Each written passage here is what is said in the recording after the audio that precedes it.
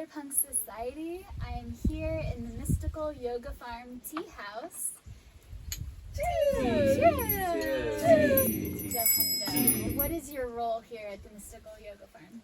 Right now, I am renting to own the farm, so I'm in the process of becoming the owner. With a lot of help, of course, I'm the main vision. I'm kind of like the eagle of the farm, keeping the vision and making sure that everything we do is aligning with our mission and our vision. What is your approach to building community? A big aspect is through our volunteer program. And that's something I'm so passionate and excited about, is the lifestyle shift, is that people are sleeping here, they're eating here, they're practicing yoga with us here, they're doing ceremony, they're doing all of these things, and it's becoming their lifestyle while they're immersed in nature, off-grid. So it's truly an embodied shift. Anybody who comes in, whether it's a guest or a facilitator or a retreat group or a day visitor, just automatically feels really welcome into our community and into our family here. And one important aspect as well is integrating our local staff. We are in land that is not ours. We're in Mayan territory, and they have given us permission and given us the privilege to be here on these sacred lands. So integrating them, having meals with them, inviting them to certain ceremonies, teaching them yoga, teaching them why we do these things, why we live zero waste, why we're off grid, really educating them and providing work and resources for them is a really big way that we create community here. I love that.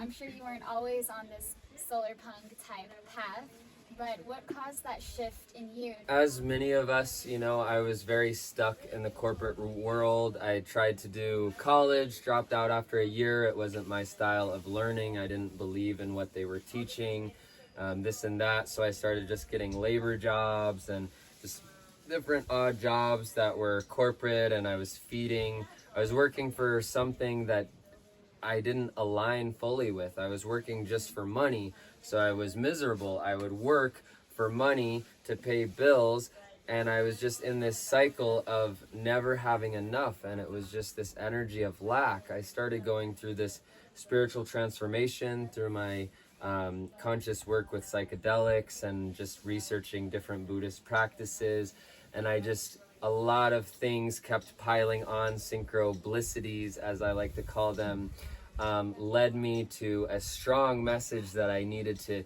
get out of where I was living, which is actually Corpus Christi, Texas at the time.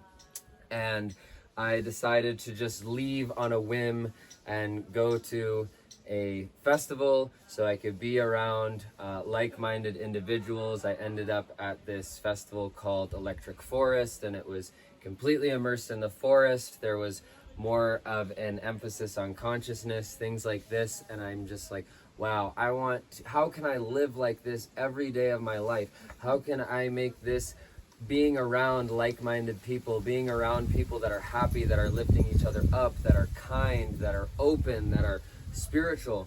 We've always been rustic and still are, yet every year we have advancements in our technology and our systems and everything.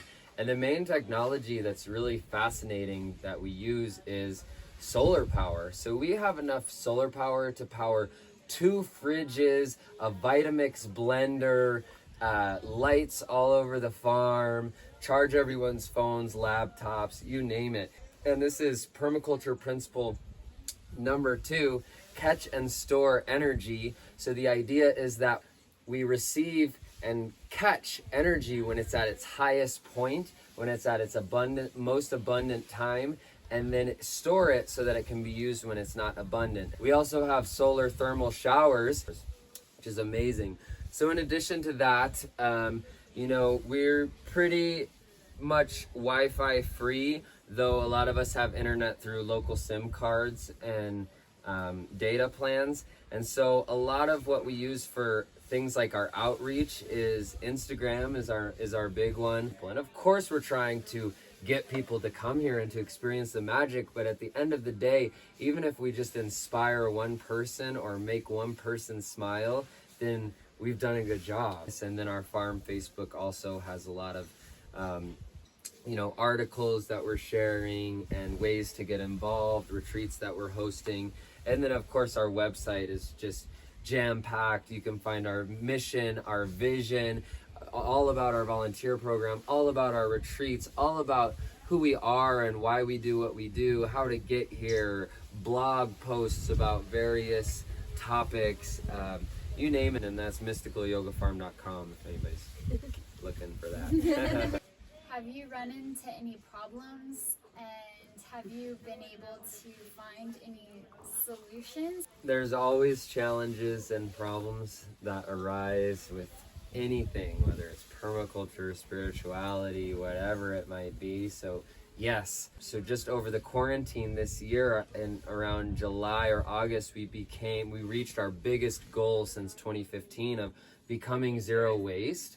So we have been for years, like 70% sustainable with our waste, and we've always been building up, but we just got to that point where we're now, anything that comes to the farm is not leaving the farm, it goes back into our system. So the biggest way that we do that is through bottle bricks. They're also called eco bricks. Take a big empty plastic bottle, hard plastic, and shove soft plastics into it until it becomes like a brick. And we've actually used these bricks in some of our construction, so you can use it to make walls, and you use less materials because a lot of it is plastic. We deal with so many hippies painting around here that not everyone properly washes their brushes, so we have a bunch of broken paint brushes. Anything that we can't process, we make art with, and 90% of our mosaics are all made out of materials that we don't buy. Well, we buy as bowls or cups at one point, and then whoopsies, dropped it. Yay, you dropped it and broke a plate. Now we have more art supplies. We have a lot of bug problems in our gardens and stuff like this. So what we do is, just through research and stuff, we make certain teas with like our lemongrass and some other herbs that we have to then spray in areas that aren't doing well. Another problem that we face sometimes is that the rainy season is too wet and the dry season is too dry.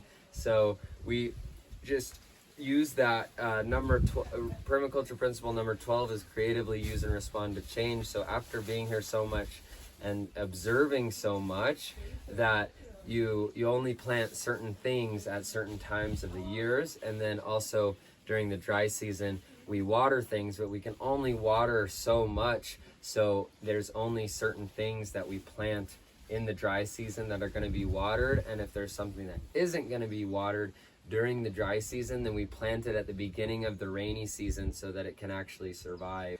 So those are some of the big ones. In terms of like land projects and permaculture stuff, I mean, the list would go on and on if we went into like interpersonal relationships and our farm systems and the way that we run our community and like economics and politics here and things like that. But I'll save you. Save you that big tangent. Yeah.